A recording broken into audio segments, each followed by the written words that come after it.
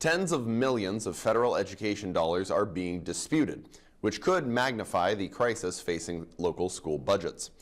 After a recent letter from the federal government stating that response is still needed, the state of Alaska says that they have reached out regarding the nearly $20 million that hang in the balance.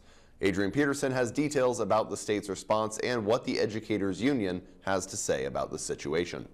The functioning of school districts is a public endeavor, right? They're elected school board members.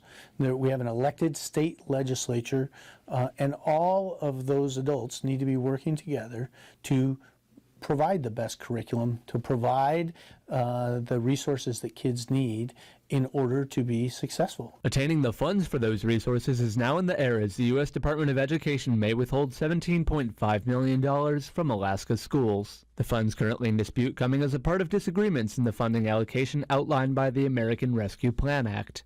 We are, in one of the fiscal years, only the singular state that hasn't been able to figure out a way to true up these two different accounting methods, and that's all it is. The allocation of funds provided by the Act used a different algorithm than that used by the state of Alaska, and the two governments are now at odds over the amounts provided to 4 different school districts.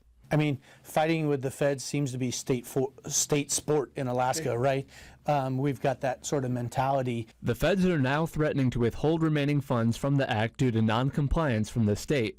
But the State of Alaska Department of Education says they never had to distribute the funds in any way that was outlined in the Act. In a letter sent to our station, DEED claims that the need to meet the terms of a maintenance equity program is a moot point as it wasn't codified into law. They also state that they did distribute ARPA funds in accordance with federal guidelines, and the issue is not how much money was distributed, but rather a matter of the federal government telling Alaska how to disperse its own money. Another part of the issue is a matter of communication between the state and the U.S. Department of Education. While the feds recently requested the state address the issue by correcting funding allocation or appealing before October 15th, DEED claims that they have already responded to the federal government and that they will continue to pursue their stance through the appropriate appeals process. Clay Meyer says he's not surprised by this action as the governor already vetoed funds passed by the legislature that would have resolved much of the issue. As to whether or not the funding dispute will be resolved remains to be seen, but even if it is resolved, the question of how remains as well. This is Adrian Peterson reporting for News Center Fairbanks.